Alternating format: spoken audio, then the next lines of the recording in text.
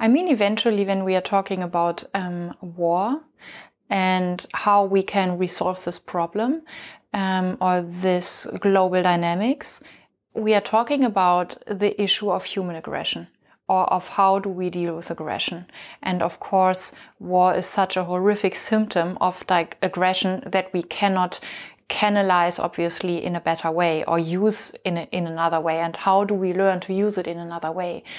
And of course, I mean, we want to contribute something to peace, right? I mean, every side eventually wants to live in peace. And when I then realize, okay, there is a war somewhere happening between, let's say, two parties, and I am sympathizing with one party, so I'm against the other one. And then it's very, very hard for me to hinder my nervous system, to hinder myself from hating the other ones, like they are the bad ones. And I'm so convinced that I'm right. And I'm so convinced they are the bad ones. And there is some kind of, so it's kind of needed, or it's realistic. It's useful. It leads me somewhere to hate them and taking party for the other side. And then we realize, okay, this is me hating somebody. Eventually, I might hate the worst guy in the world. However, I am hating somebody, and I'm smart enough to realize that is another form of aggression. And that is another form that might get problematic because now I have an enemy. And then we try to hinder us from hating him or her or this party or this lobby or whatever that is. And I think then what many, for example, spiritual teachers and teachings come from is create peace. I mean, be the peace that you want to see in the world. And yes, that is totally true.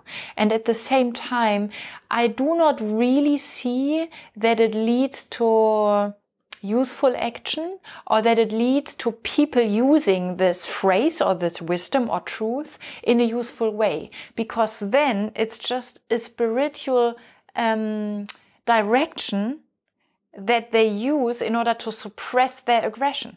So it's like, oh, I hate him. Oh, I shouldn't be hating him, because now if I'm in the state of hate, I'm not contributing something to peace, but something to the field of hate. And I do not want to do that. So I hinder myself from hating somebody.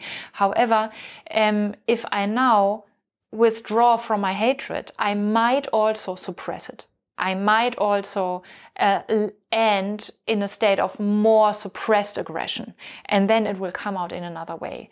So my curiosity is, how do I tap into the power of my hate and then allow my hate to move in my nervous system in a somatic way, in an energetic way, in a way that my enemy in the outer world gets resolved or is dissolved in the process that is happening within. So that would be the beginning of us as humans moving the energies of aggression without bombarding something in the outer world because we feel aggressive against somebody or something. So that would be a crucial point. And I think our instincts, our nervous system exactly want to do that. It's not primarily around, I will only be able to sleep again when you are dead because you deserve it. But it is about, you trigger me, tapping into the power of my hatred that I suppressed somewhere in my past. And now I'm really moving all of this energy. I might take action against you, but it won't be blind, and it won't be in that way violent that we see happening at the moment all over the globe. So it will be something like a very, very sharp instinctive reaction that we see, for example, happening between animals. And let's be honest, there is no animal being that cruel and being that much traumatized and confused as the human being. So how about us figuring out again, how do I stop running from my aggression because it is unspiritual? And at the same time, how do I stop falling into the trap of my aggression. Oh, you are really doing that. You are really provoking that. So I need to go against you. And my invitation is that we use aggression as a charge in our nervous system that is moving inside. And a very easy practice for that is that whenever you feel angry with somebody, before you take action, I'm not saying don't take action when you are angry, quite the opposite. But I am saying, let's stop throwing bombs. And I am saying there is a way of digesting the inner charge in the very first place and then being in an informed, energetic position after that in order to take meaningful action. Meaningful action that is really fueled by your dignity. It's fueled by your clarity. It's fueled by your power. And it isn't blind. It isn't just destructive and coming from revenge or something like that. It won't be blind. So what you can be doing is full body shaking whenever you feel that you are triggered with your anger. And it's not shaking, it's shaking, standing up, closing your eyes, breathing through your mouth, really allowing your nervous system to breathe deeply and allowing the vibration of anger flow in all of your joints, in all of your muscles. It's not shaking your body in a way of getting rid of your energy. It is shaking your body in a way that you allow this inner, I feel like I could kill you. And yes, you could. You could kill a person.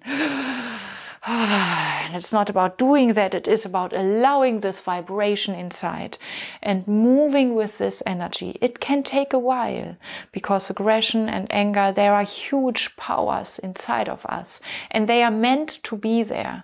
And like the alchemy, the beauty, the magic that comes from us cultivating, embracing our aggression in a physical, in a vibrating way, the alchemy coming from there is then we have the resources, the warmth, the clarity that comes from our aggression, but we do not have those blind aspects of suppressed aggression that, for example, we define as war. So the beauty is we do not lose, we do not miss we do not destroy or leave the positive aspects of aggression, the clarity, the direction, the willpower, but we will dissolve the negative aspects that come from suppressing aggression. And at the end of the day, for your nervous system, it doesn't count why you suppressed your aggression. If you don't allow your aggression because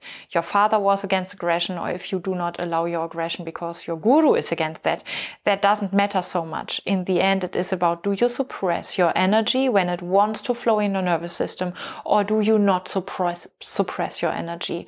And my invitation is that we master whenever we feel triggered by aggression, by war, by something like that, by hatred, by having an enemy in the outer world, that we cultivate not suppressing our aggression, but unlearning the short circuit that comes from us just hating the outer world and staying in an inner righteousness that leads nowhere. It's almost like exiting the wave of energy into another direction. It doesn't lead anywhere.